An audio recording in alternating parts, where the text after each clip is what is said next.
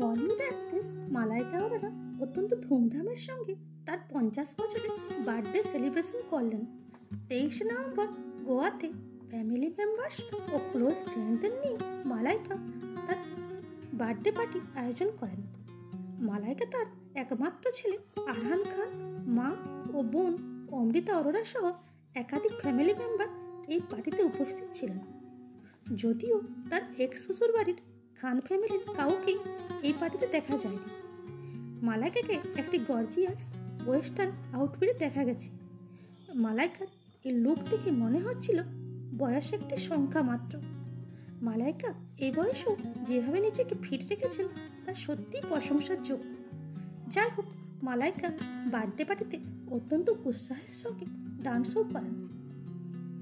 মালাইকা তার ছেলেকে কেক খাওয়াতেও দেখা গেছে।